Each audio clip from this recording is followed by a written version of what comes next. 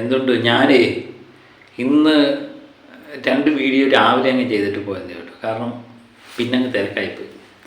ഇന്ന് ചെട്ടുകുളങ്ങര അമ്പലത്തിലെ അശ്വതിയായിരുന്നു. അശ്വതി എന്ന് പറഞ്ഞാൽ അവിടെ ഭയങ്കര ആഘോഷമാണ്. അതുപോലെ തന്നെ തേരുകളുടെ കുട്ടികളും എല്ലാം കുഞ്ഞു തേര് മുതലുണ്ട്. എനിക്ക് തോന്നുന്നു ഇവിടെ മൊത്തം നമ്മൾ എണ്ണി നോക്കുവാണെങ്കിൽ ചിലപ്പോൾ 10,000-15,000 തേരുകളും വരുമെന്ന് തോന്നുന്നു. ചെട്ടുകുളങ്ങര അമ്പലത്തിൽ പോയത് തന്നെ ആയിരിക്കുമല്ലോ. ചെട്ടുകുളങ്ങര അമ്പലത്തിലെ അവിടെ മൊത്തം തേരാണ്.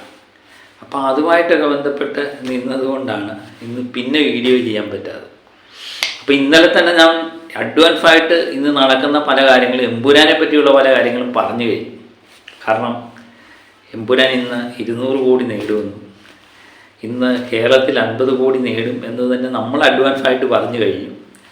പിന്നെ അതിൻ്റെ അണിയറ പ്രവർത്തകർക്ക് വൈകുന്നേരമാണ് കൃത്യമായിട്ട് കണക്കവരുടെ കയ്യിൽ വന്നതിന് ശേഷമല്ലേ അവർക്ക് പ്രഖ്യാപിക്കാൻ പറ്റത്തുള്ളൂ. നമ്മൾ ഇത് കൃത്യമായിട്ട് നോക്കി കാണുന്നതുകൊണ്ടാണ് ഇത് പറയാൻ പറ്റിയത്. ഏതായാലും 200 കടന്നു എന്നുള്ള പോസ്റ്റ് വന്നിട്ടുണ്ട്.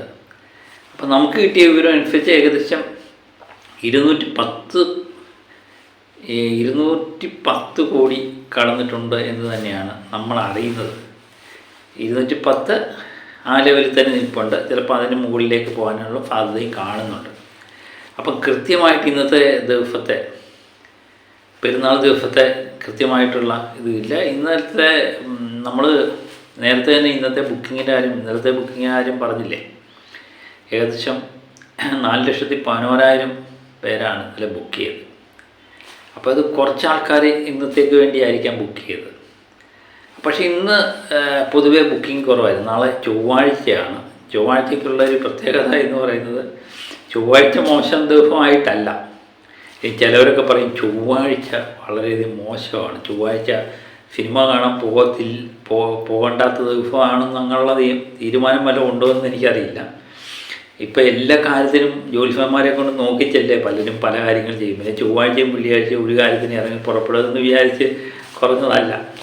ചൊവ്വാഴ്ച എന്ന് പറഞ്ഞാൽ നാളെ പ്രത്യേകത കുറച്ച് ദിവസത്തെ അവധിക്ക് ശേഷം നാളെ ഓഫീസുകളും സ്കൂൾ എല്ലാം തുറക്കുന്ന ദിവസമാണ്.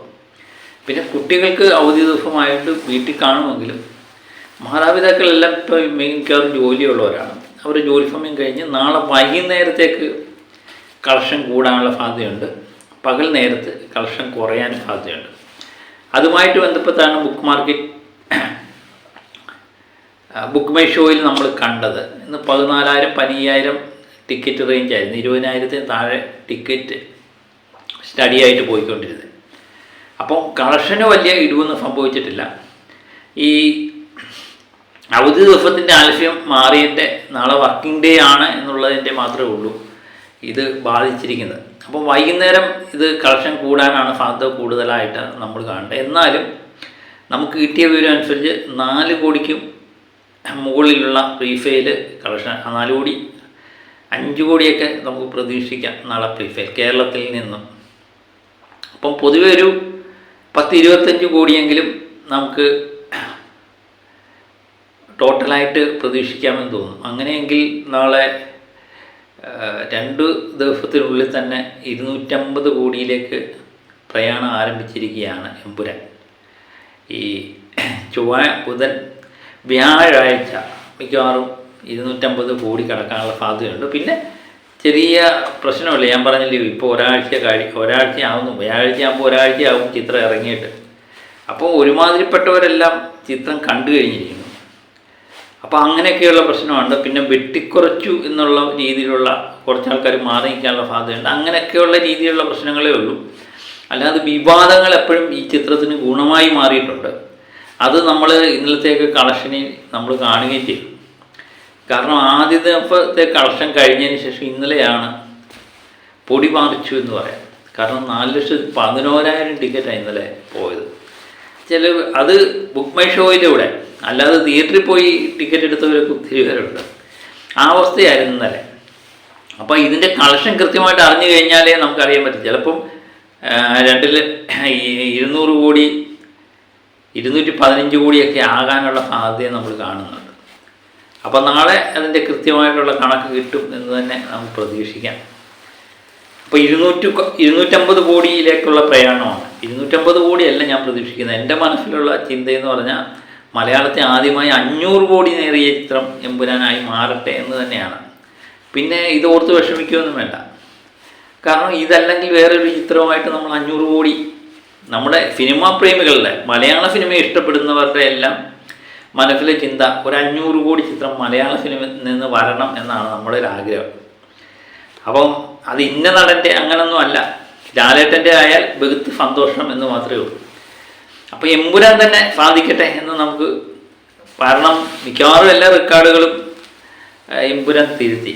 പിന്നെ എനിക്ക് തോന്നുന്നു 500 ഒക്കെ പ്രതീക്ഷിക്കാൻ പറ്റിയൊരു നടൻ എന്ന് പറയുന്നത് അത് ലാലേട്ടൻ്റെ കയ്യിൽ നിന്ന് മാത്രമേ കിട്ടത്തുള്ളൂ എന്നുള്ളതാണ് നമ്മുടെ ഒരു വിശ്വാസം. അപ്പോൾ 500 കോടി എമ്പുരാൻ തന്നെ തകർക്കട്ടെ എന്നാണ്. ഈ 500 കോടി എന്ന് പറഞ്ഞാൽ തിയേറ്ററിൽ നിന്ന് ഇനിയും ആരെങ്കിലുമൊക്കെ തള്ളാണ് എന്ന് പറഞ്ഞുകൊണ്ട് വരണ്ട. 500 കോടി ഞാൻ ഉദ്ദേശിക്കുന്നത് തിയേറ്ററിൽ നിന്ന് കിട്ടുന്ന വരുമാനം മാത്രമല്ല, ഓവർസീസിൽ നിന്ന് കിട്ടുന്നുണ്ട്.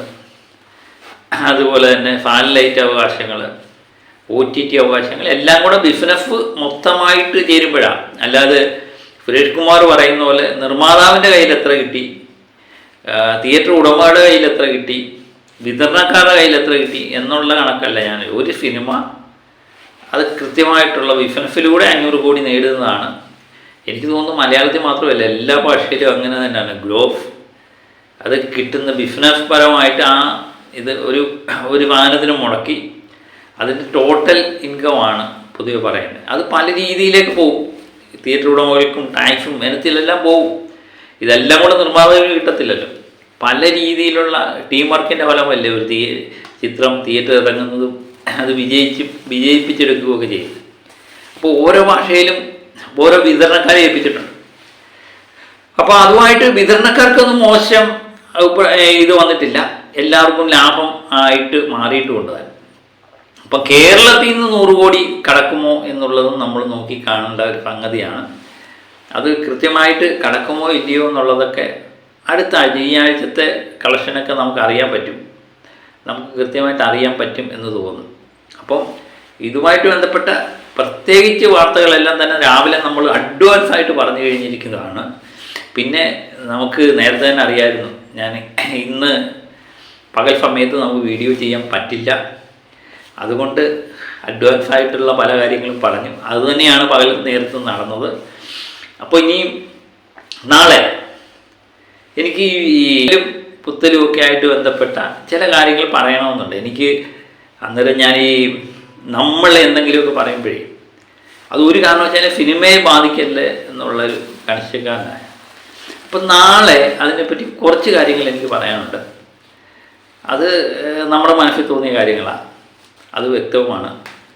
പലരും ലാലേട്ടനെയൊക്കെ അപമാനിച്ച് സംസാരിക്കുന്നത് കേട്ടു. ലാലേട്ടനും പൃഥ്വിരാജും ഒക്കെ രണ്ടായി, അവർ പിണങ്ങി മാറി എന്നൊക്കെയുള്ള പല വിവാദങ്ങളുമൊക്കെ ഞാൻ കണ്ടു. അപ്പോൾ കൃത്യമായിട്ടുള്ളൊരു നിലപാട് നമുക്കുണ്ട്. അത് ഞാൻ നാളെ നിങ്ങളുമായിട്ട് പങ്കുവെക്കാൻ ആഗ്രഹിക്കുന്നുണ്ട്. അപ്പോൾ കൃത്യമായിട്ട് 1-2 വീഡിയോയിലൂടെ അത് നമുക്ക് വ്യക്തമാക്കാം.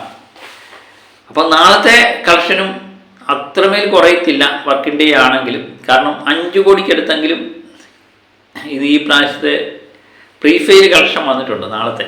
കാരണം ബുക്കിങ്ങിലൂടെ നേടിയെടുത്തതാണ്. പിന്നെ നാളത്തെ പകൽ നേരം കളക്ഷൻ കുറവായിരിക്കാം, പക്ഷേ വൈകുന്നേരം കളക്ഷൻ വീണ്ടും മിന്നിക്കും എന്ന് തന്നെ നമ്മൾ പ്രതീക്ഷിക്കുന്നു. 2 ദിവസം കൊണ്ട് തന്നെ 250 കോടി എന്നുള്ള സ്വപ്നത്തിലേക്ക് കടക്കട്ടെ. മലയാള സിനിമയിലെ ഏറ്റവും വലിയ കളക്ഷൻ നേടിയ മലയാള സിനിമ മഞ്ഞുമൽ ബോയ്സ് ആണെന്ന് തോന്നുന്നു. അത് തമിഴ്നാട്ടിൽ നല്ല കളക്ഷനായിരുന്നു നേടിയത്. പ്രത്യേകിച്ച് ഗുണക്കേവുമായിട്ട് ബന്ധപ്പെട്ട കഥയൊക്കെ ആകുമ്പോൾ തമിഴ്നാട്ടുകാർ കൂടുതലായിട്ട്, തമിഴ്നാട്ടുകാരെ സംബന്ധിച്ചൊന്നും തമിഴ്നാട്ടിലൊരു ചിത്രം ഹിറ്റായി കഴിഞ്ഞാൽ അത് ഒന്നും നോക്കേണ്ട കാര്യമില്ല, അത് കയറിയും കൊളുത്തും. അത് തന്നെയാണ് മഞ്ഞുമൽ ബോയ്സിന് കിട്ടിയത്. മലയാളത്തിൽ നിന്നും വലിയ കളക്ഷൻ നേടാം, വലിയ കളക്ഷൻ എന്നല്ല, മഞ്ഞുമൽ ബോയ്സിനെന്ന് പറഞ്ഞാൽ മലയാളത്തിൽ നിന്ന് കളക്ഷൻ കിട്ടി, ബാക്കി എല്ലാ ഭാഷയിൽ നിന്നും പ്രത്യേകിച്ച് തമിഴ്നാട്ടിൽ നിന്നൊക്കെ വമ്പൻ കളക്ഷനായിരുന്നു. അതുകൊണ്ടാണ് ഇപ്പോഴും 1-ാം സ്ഥാനത്ത് നിൽക്കുന്നത്. അത് 100% ഉറപ്പായിട്ട് തകർക്കും. അത് പിന്നെ ഏതുവരെ പോകും എന്നറിയാനുള്ള താല്പര്യമാണ്. പിന്നെ പേഴ്സണലായിട്ട് എനിക്കുള്ള സന്തോഷം എന്ന് പറഞ്ഞാൽ 500 കോടി എന്നുള്ള സ്വപ്നം തന്നെയാണ്. അപ്പം നിങ്ങൾക്കെന്ത് തോന്നുന്നു എന്നറിയാൻ എനിക്ക് താല്പര്യമുണ്ട്. അപ്പം പുതിയൊരു വീഡിയോയുമായിട്ട് നാളെ നമുക്ക് ഒത്തിരി വീഡിയോയുമായിട്ട് കാണാം. പല വിവാദ വിഷയങ്ങളും നമുക്ക് സംസാരിക്കാറുണ്ട്. അത് ഞാൻ നിങ്ങളുമായിട്ട് പങ്കുവെക്കാം. അപ്പം മറ്റൊരു വീഡിയോയുമായി വീണ്ടും ഞാനെത്താം. ഓക്കെ.